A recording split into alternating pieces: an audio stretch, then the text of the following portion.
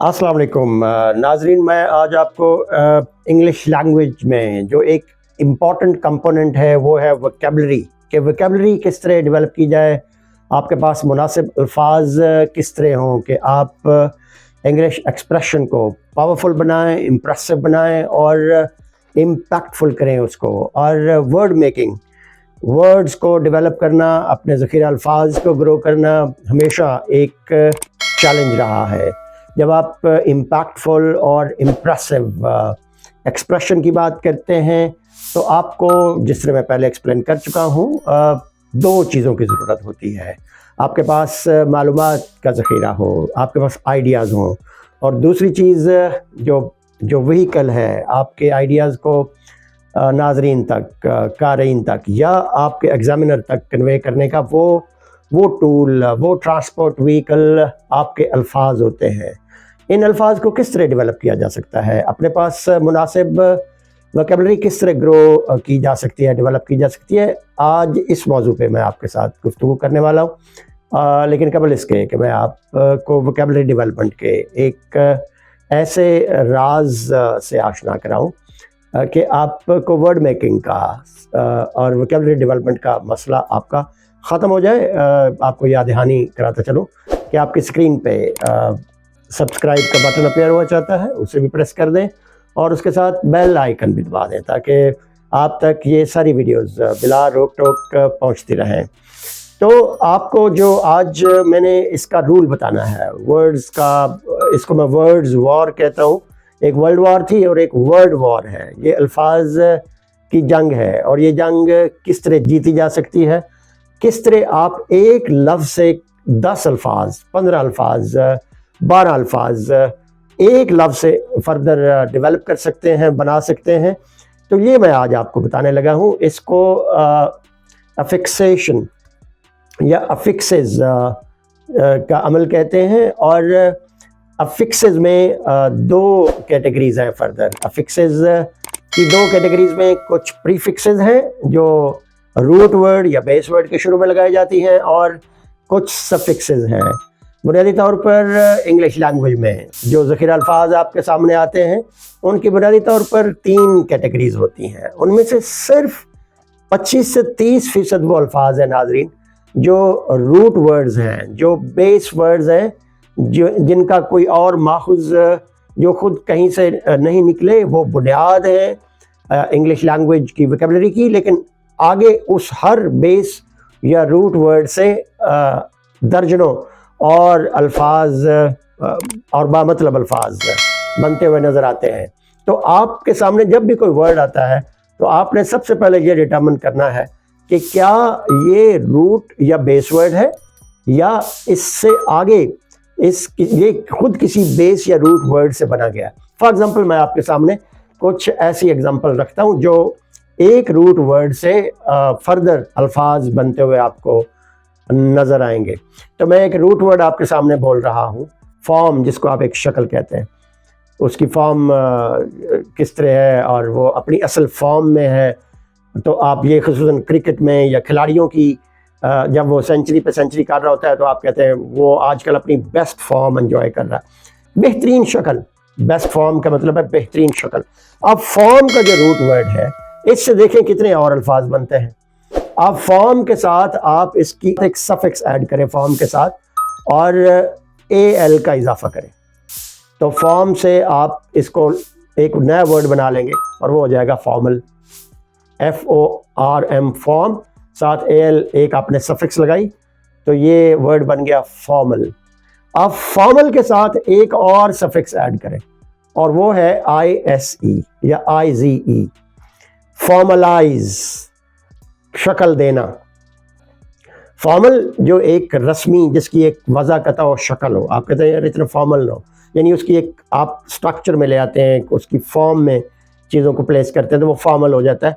और उसको साथ जब IZE या ISE ऐड करते हैं एक और सफिक्स, वो फॉर्मलाइज हो जाता है। जब आप उसको रिटन फॉर्म में ले आते हैं, किसी रूल स्ट्रक्चर में ले आते हैं, तो वो वर्ड फॉर्म से फॉर्मल हुआ, फॉर्मल से फॉर्मलाइज हुआ, और फिर उसके साथ एक और सफिक्स ऐड करें, ED। ED हमेशा पास्ट में इस्तेमाल होती है اور وہ جب آپ نے استعمال کی تو وہ فارملائزڈ ہو گیا، یعنی ایک ایسا ڈاکومنٹ جس پہ پارٹیوں نے دستخط کر دیے، جس پہ متفقہ علیہ فیصلہ ہو گیا، تو آپ نے کہا جی ہم نے فارملائزڈ ہو گیا تھا ہمارا یہ اگریمنٹ، ہم نے اپنی ساری چیزوں کو ڈاکومنٹ کر لیا تھا۔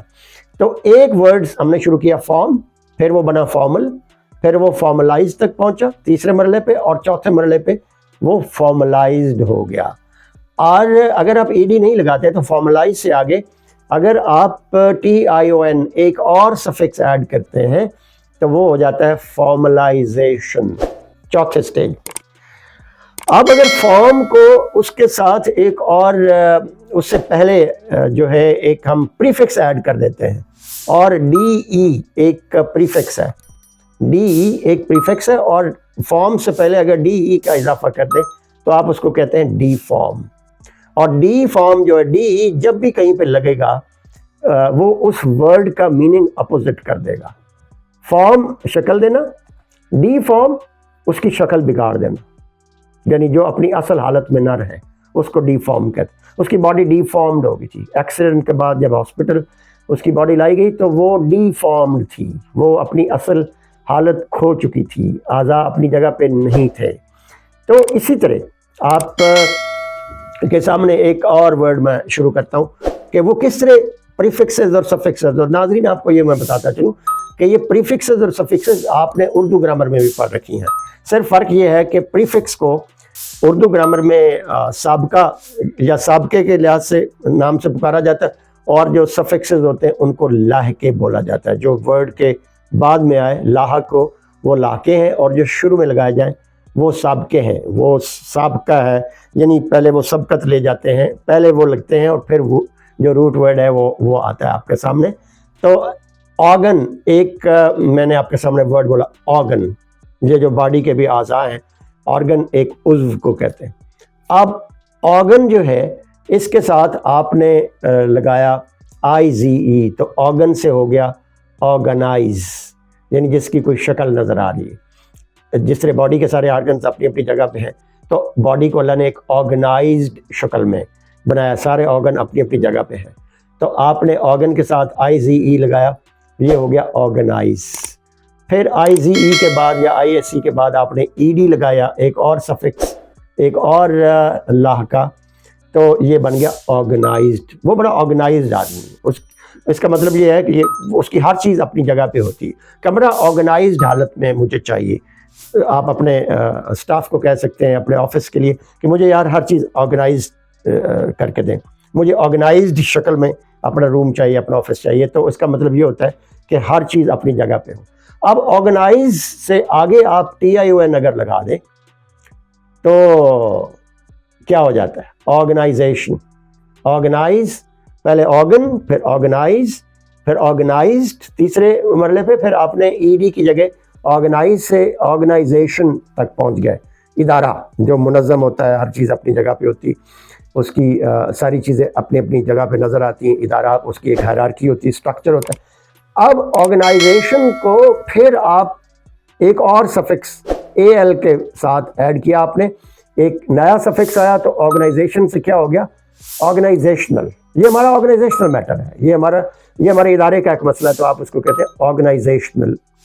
تو اب آپ نے آرگن سے شروع کیا، آرگنائز پہ گئے، آرگنائزیشن پہ گئے جو تنظیم ہے، پھر آرگنائزیشنل کیا۔ تو اس طرح ورڈ ٹو ورڈ ایک آپ سابقہ یا لاحقہ اس کے ساتھ ایڈ کرتے ہیں تو وہ فردر ورڈز کو جنم دیتا ہے، اور آپ نے ان روٹ ورڈ سے پریفکسز اور سفکسز کی مدد سے ورڈز بناتے جانا ہے۔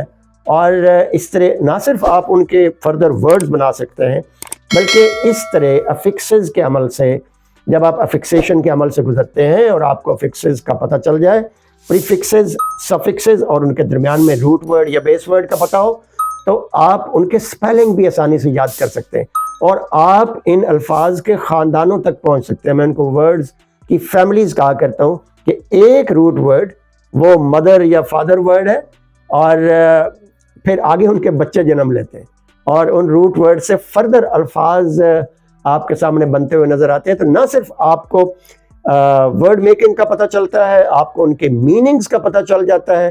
جب آپ نے فارم کا آپ کو پتہ ہے کہ ایک شکل یا شکل اختیار کرنا، تو اگر فارمل آپ کے سامنے لفظ آتا ہے تو آپ کو اس کے میننگ کا پتہ چل جاتا ہے. فارمل سے آپ کو یہ بھی پتہ چل جاتا ہے کہ اس کا روٹ ورڈ فارم ہے. فارملائز آپ کے سامنے اسی طرح آیا تو آپ کو اس کے میننگ کا بھی پتہ چل جائے گا. آپ کو اس کے روٹ ورڈ کا اگر پتہ ہے تو اس کے میننگ کا بھی پتہ چل جائے گا، چونکہ الفاظ کی فیملی جب ایک ہوتی ہے تو ان کے میننگ بھی ملتے جلتے، اسی لحاظ سے ان کو انڈرسٹینڈ کرنا آسان ہو جاتا ہے. تو یہ وہ عمل تھا افکسز یا افکسیشن کا، جس کے اندر 3 فنڈامنٹل اس کے کنسٹیچوئنٹس ہیں. روٹ ورڈز یا بیس ورڈز، اس سے شروع میں لگنے والے جو پریفکسز ہیں. میں ابھی سلائیڈز میں آپ کو یہ واضح کر دوں گا. سلائیڈز آپ دیکھ سکتے ہیں کہ پریفکسز جو نون پریفکسز ہیں، جس طرح ان ہے، ڈس ہے، ار ہے، امپورٹنٹ، ان امپورٹنٹ، رسپانسبل، اررسپانسبل، یہ جہاں بھی لگتی ہیں یہ ان کا میننگ بھی بدل دیتی ہیں. اور پھر جو سابقے ہیں مشہور زمانہ، اے ایل کے ساتھ، آئی زی ای کے ساتھ، ٹی آئی او این کے ساتھ جو سفکسز ہیں وہ بھی میں لسٹ کر دوں گا. تو اس طرح آپ آج سے ورڈ میکنگ میں جب آپ جائیں گے تو اس لحاظ سے جب آپ ورڈز کو دوبارہ دیکھنا شروع کریں گے، ان کے روٹ یا بیس ورڈ سے، پھر ان کے ساتھ سفکسز کون سی لگی ہیں، پریفکسز کون سی ہیں، تو آپ کے سپیلنگ کا ایشو ختم ہو جائے گا. آپ کی ویکیبلری ڈیولپمنٹ آسان ہو جائے گی. آپ کو ان کے میننگز کا آسانی سے پتہ چل جائے گا اور اس ورڈ کی فیملی تک آپ پہنچنے میں کامیاب ہو جائیں گے. امید ہے آج آپ کو اس سیشن میں ورڈ میکنگ کا، ویکیبلری ڈیولپمنٹ کا آسانی سے اندازہ ہو گیا ہوگا کہ کتنا آسان ہے ورڈز کو فردر گرو ہوتے دیکھنا اور ورڈز ڈیولپ کرنا. جب تک ہماری دوبارہ ملاقات ہوتی ہے تب تک اپنا، اپنے اہل خانہ اور گرد و نواح کا خیال رکھیں.